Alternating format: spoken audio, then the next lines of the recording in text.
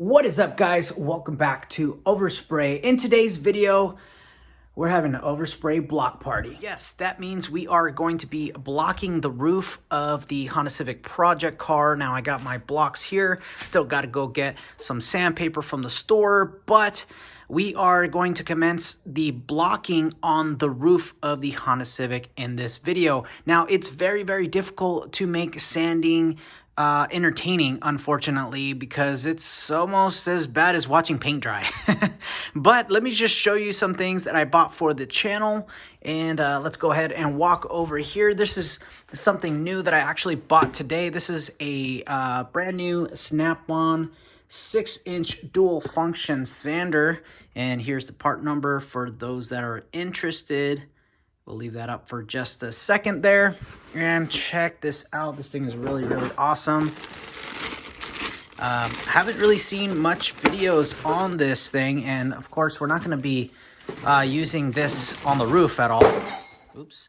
Sorry about that. But this is something new that I bought. Sorry, this is hard to do with one hand. But what I like about this thing is, if I can get the damn plastic off. There you go.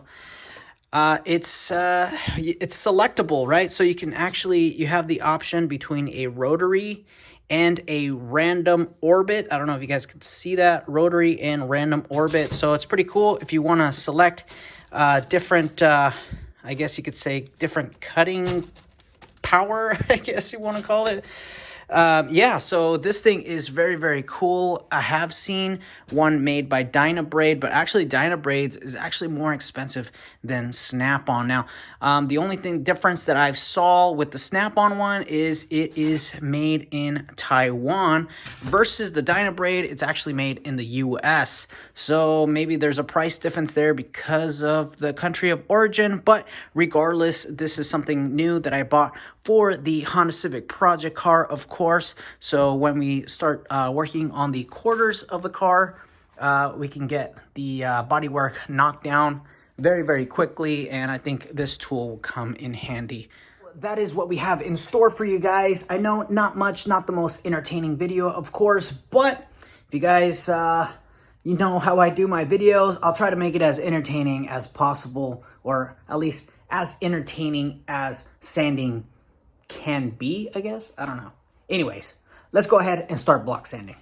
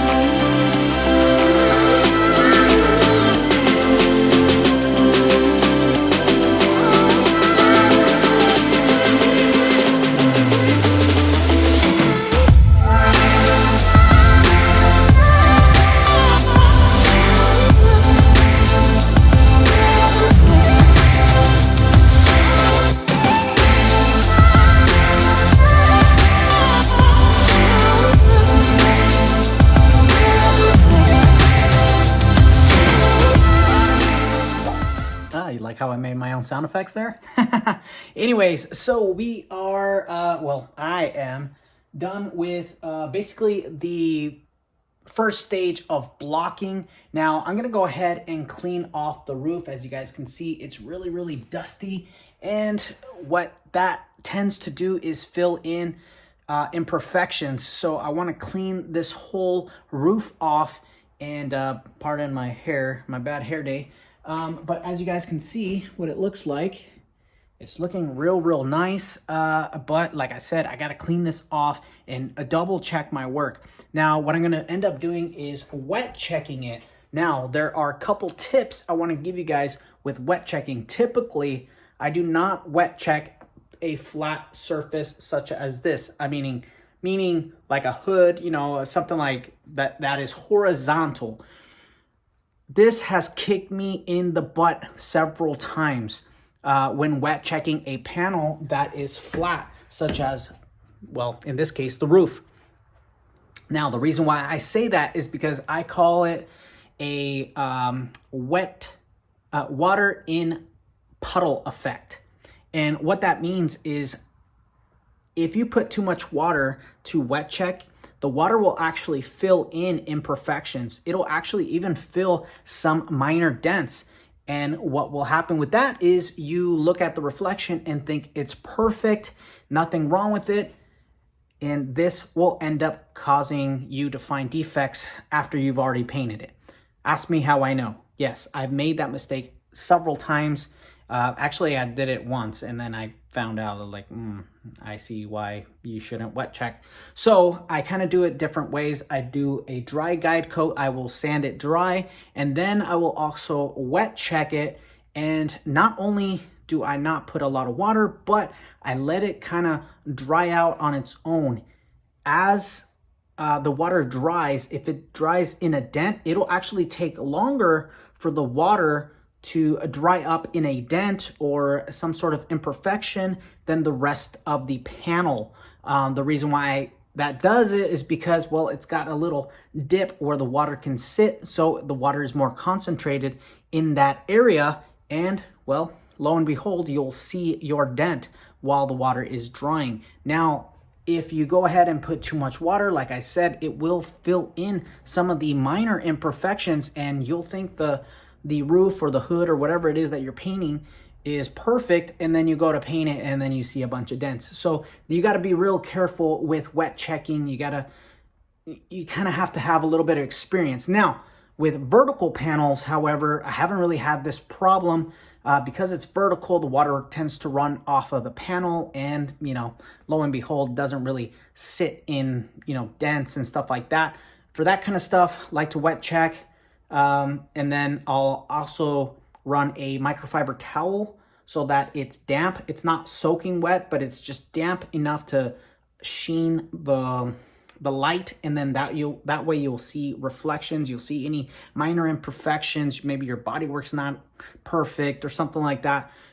Perfect. That's what you want when wet checking. But if you go and soak this roof, trust me, it's going to look perfect. And then later on when you squirt paint, yeah, it's not going to be good. Alrighty, so I'm getting ready to wet check. I actually already wet it, but I'm going to do it as a demonstration purposes. Again, I'm just going to go ahead and put a little bit of water, there you go, on a rag. And I'm going to go ahead and wipe the whole roof. Now, as you guys can see, I've already did it, but I'm just going to do it one more time, of course, just to show you guys what I look for when wet checking. And I'm going to go ahead and just kind of get our edges, all our areas where we know we did some body work, all in the front. I really want to check for pinholes, anything that might stand out right now. So, you know, at least I can go back now and paint whatever it is I need to paint, right? And kind of just double check my body work. So let's go ahead. Let's wet this roof. Nice and wet, guys. Not super wet, of course. Just enough to get a sheen on the paint so we can see our imperfections. And let's go ahead and look at the roof. And I'm not seeing any dents.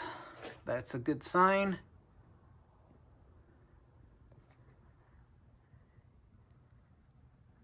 All right, let's get a little closer there. See the reflection, looking real nice. So it looks like the roof is nice and straight. That's what we want, obviously. We're gonna go ahead and let this dry, and we're gonna see if we can find any imperfection.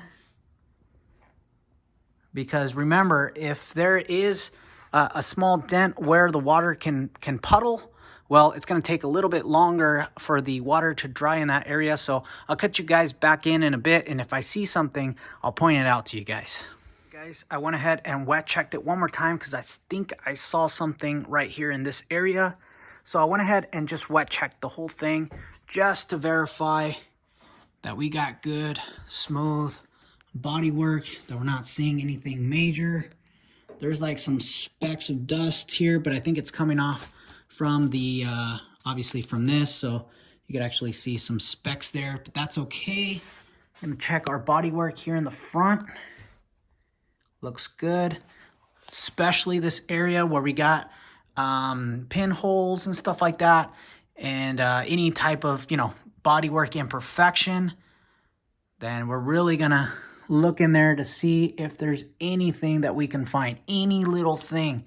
Now, I did see something over here. It wasn't a dent per se, but there was something over there, and we're gonna go ahead and see if we can find it. And it looks like the water, yes. Let's see if we can zoom in there. Shoot. All right. There you go. So the water has identified a nick in the primer, as you guys can see right there. Hopefully you guys can focus. There you go. You can see that there's a nick right there where my finger is at. I'll even circle it. You can see that there's a nick right there. That's what wet checking helps you identify. So we actually need to put, I'll just end up putting a little dab of putty, maybe just squirting a little bit of sealer on there, and then that should take care of that. It looks like there might be something here as well. Oh, no, that's just some dust. But everything is looking real nice. So we'll end up addressing this little nick here. Not a big deal. It's better to find it now than later. This looks like dust right here. So everything is looking super nice. This is already drying off here. We're gonna let this water dry off, and then we're gonna look and see if there's any other remaining dents or defects that we can see. But at the moment, she's looking super smooth, guys. She looks real good. She's almost ready for paint and clear. All right, so I went ahead and used my 1K primer out of aerosol can. This is just some cheap shit.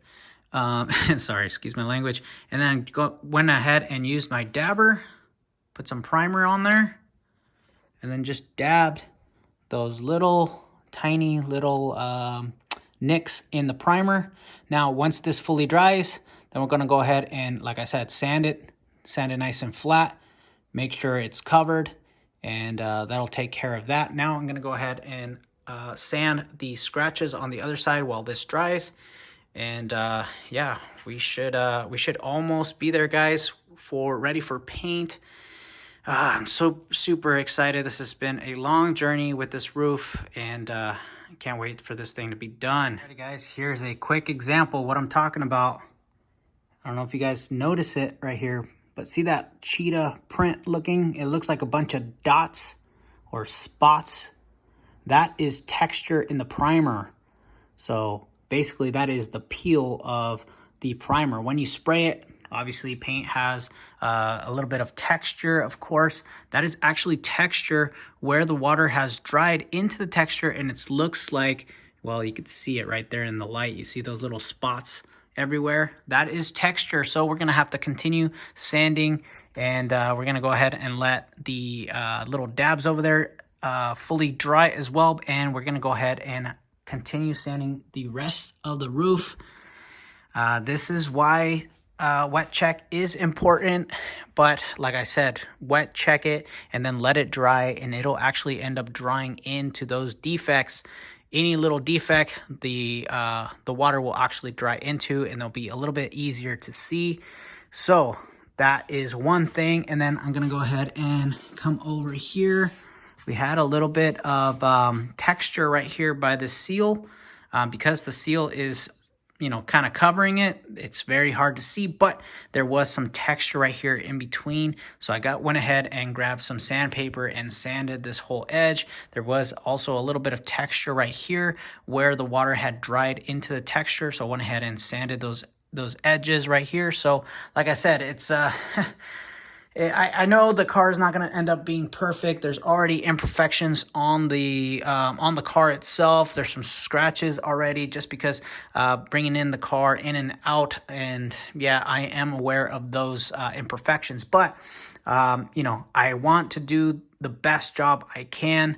And since we're already there, we might as well try our best. And that is what I'm trying to do. So am I perfect? No, I'm only human. I'm sure there's going to be some mistake here or there. I don't know.